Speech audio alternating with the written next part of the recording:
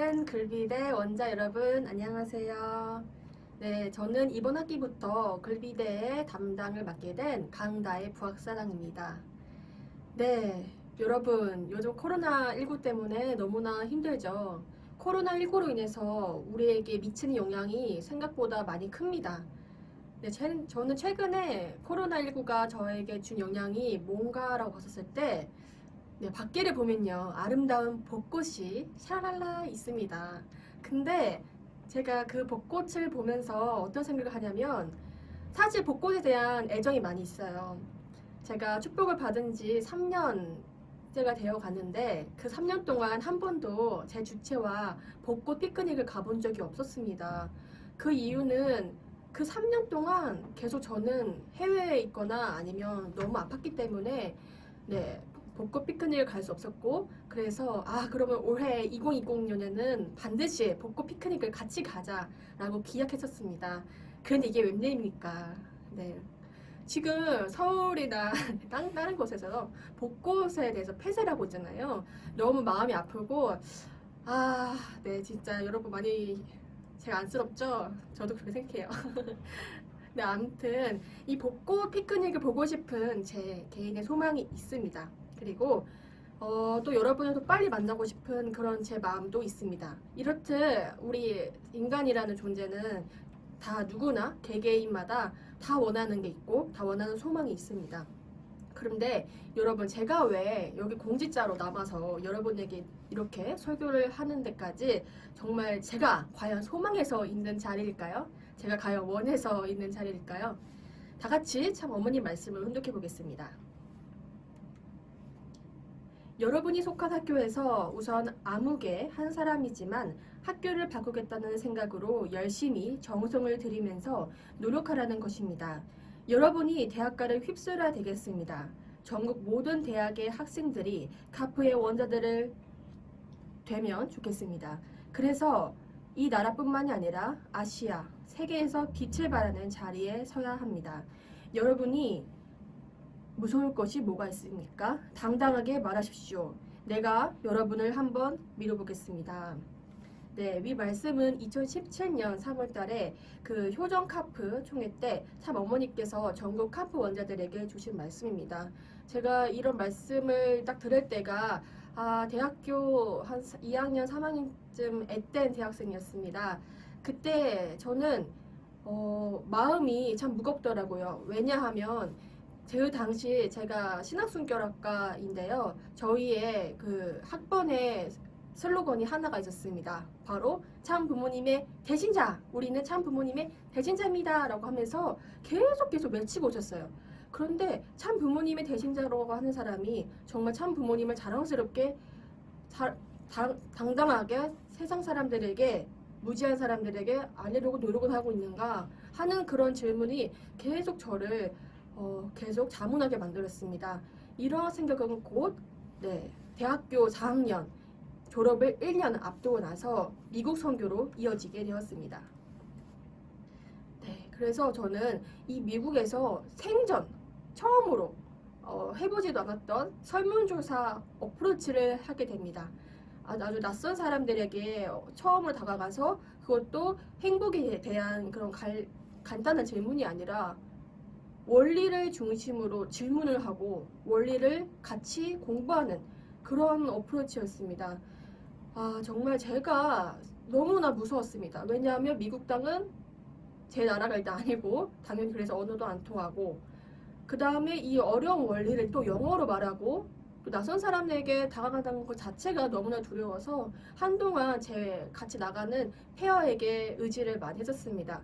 그래서 사실 제 차례가 되었는데도 페어에게 그 의지하면서 오늘 나 너무 무서워서 못하겠어. 오늘도 너가 나 대신 어프로치 좀 같이 해주자. 이렇게 요청할 정도로 저는 너무 두려움에 떨고 있었습니다. 그러나 이제 마음은 다잡고 언제까지나 제가 제 스스로 하지 않을 수 없었기 때문에 마음은 다잡고 어프로치를 하게 됩니다.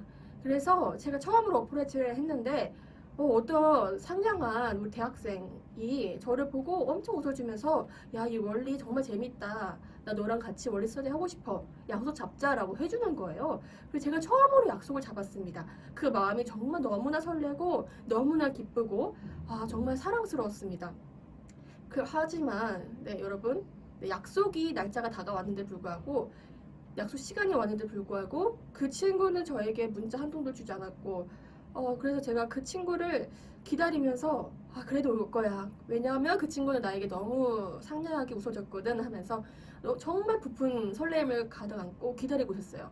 하지만 20분이 지나고 25분이 지나고 계속 기다려도 연락이 안 오는 거예요. 그래서 저를 주관하시는 아벨이 다혜야, 이번에 그 친구는 안 올 것 같네. 그 친구를 위해 다시 한번 기도 드려주고 다음 어프로치를 위해서 준비하자라고 하는 거예요. 제가 그때 아닙니다. 이 친구도 분명히 올 거예요. 왜냐하면 그 친구 절대 저랑 오겠다고 약속했거든요 하면서 간절하게 기다리겠다고 했습니다. 하지만 30분, 40분이 지나자 저는 이제 진짜 안 오는구나 라는 큰 절망감에 빠지게 됩니다.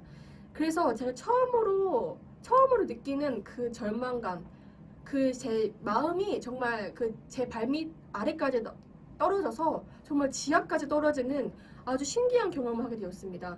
그리고 그때 이게 하나의 부모님이 사랑하는 아들, 딸들을 잃어버린 기분이구나, 심정이구나라는 것을 그때 제가 말씀으로만 공부하고 있었지 온몸으로 체휼하는 첫 번째 순간이었습니다. 그래서 제가 오히려 하늘 부모님을 위로해드리면서 나는 이 한 시간 때문에 너무 힘들었는데 하늘 부모님은 6천 동안 얼마나 힘들었을까라는 그런 생각을 해보게 되었습니다. 그래서 그때부터 정말 아무리 힘들어도 계속 가겠다는 그 결의를 가지고 하루하루를 정말 전도 노정에 투입했습니다. 그러나 이제 한국에 돌아올 때쯤에 저는 또 깊은 고민에 빠지게 됩니다. 과연 미국 선교지에서만 전도를 하는 것이 과연 옳은 것일까? 그러면 한국은 누가 살리지? 선문대학교는 누가 살리지? 이런 생각이 또 저를 계속 자문하게 만들었습니다. 그래서 미국 LA 공간이거든요. 참 부모님의 공간입니다. 여기서 매일 아침 훈독회를 진행했는데 이때 훈독회 방식이 다 동그랗게 앉아서 그때 당시 어머님 말씀을 훈독하는데 자기가 한 단락을 읽었으면 옆 사람에게 돌려주는 그런 훈독회 방식이었습니다. 그때 제가 그런 고민을 하고 있었을 때 저에게 딱 주신 말씀은 전도해라, 전도해서 책임을 다해라 라는 어머님의 말씀이었습니다. 그때 뭔가 나한테 해주시는 말씀인 것 같기도 하고 하면서 그런 마음이 있었습니다. 하지만 또 그 다음 날에 저의 전 사람한테는 그런 말씀이 왔는데 또 저한테만 전도해라는 말씀이 또 오시는 거예요. 그래서 정말 어머님께서 나에게 주시는 말씀이구나, 선문대학교에서 전도하는 말씀이구나 라는 것을 깨닫게 되었습니다. 그러면 난 전도해야 되겠다. 그럼 어떻게 할까? 라고 생각하게 되었습니다. 정말 사탄은 저를 호시탐탐 노려보고 있었습니다. 어떤 시험을 걸었냐면요. 야, 너가 어떻게 혼자서 할 수 있겠어? 혼자서 너가 진짜 할 수 있어? 이런 스스로의 심판을 계속 하게 하더라고요. 그래서 그래. 어차피 뭐 선문대학교 엄청 넓고 나랑 같이 전도하겠다고 한 사람 없을걸? 그리고 한국과 미국은 달라. 미국은 종교에 대해서 관용적이지만 한국은 보수층 너무 강해. 이런 저 스스로에 계속 그런 유혹에 휩쓸렸었습니다. 그때 어머님께서 또 말씀을 주셨던 것입니다. 바로 참 아버님께서 혼자서 미국 섭리를 개척하셨다. 그러니까 너도 마음만 먹으면 결심만 하면 뭐든지 이룰 수 있다. 라는 어머님의 말씀이었습니다. 그때 제가 비로소 정말 하늘 부모님, 참 부모님께서 저를 미국 선교에서 넘어서서 한국에서까지 전도하라고 부모님께서 정말 말씀을 주셨는데 내가 그동안 그것을 외면하고 있었고 무시하고 있었구나라는 깊은 회개를 하게 되었고, 그래서 정말 아무리 힘들어도 아무리 어려운 환경이 와도 죽이 되든 밥이 되든 혼자서라도 정말 전도를 해야 되겠다라고 아주 결심하게 되었습니다. 그래서 다행히 저와 뜻 함께한 선교사가 있었고 그 두 명에서 시작해서 소문이 났는지 나도 전도하고 싶어, 나도 전도하고 싶어 하고 많은 2세들이 모였습니다. 처음에는 그 전도를 시작한 그 학기에는 4학년 제가 마지막 학기였는데요. 그때 이제 12명이 찾아 세웠었습니다. 저는 그 같이 하겠다고 한 2세 12명을 보면서 정말 예수님이 그 잃어버리신 그 12명 그 제자를 생각하게 되었습니다. 하지만 참 부모님께서 또 12명을 찾아 세우셨죠. 그러고 보면서 아 정말 하늘 부모님 같이 하시는구나 라는 것을 깨달았고, 그리고 비전 2020을 앞둔 1년 동안 무려 카파 원자들이 120명 정도 되는 사람들이 같이 전도를 하겠다고 뜻을 모아셨습니다. 하지만 그 과정은 결코 쉽지가 않았습니다. 그래서 제가 하던 게 꼭 있었습니다. 바로 뜻깊은 말씀을 펼쳐보는 것이었습니다. 그때 하늘에게 있어서 최고의 선물은 죽은 아들딸들을 찾아서 보고하는 것이다 라는 것이었습니다. 정말 이 말씀을 주지 않고 정말 하늘에게 선물을 드려야 되겠구나 라고 수없이 다짐하게 되었습니다. 하지만 이렇게 전도에 매진했던 제가 놓친 것이 하나가 있었습니다.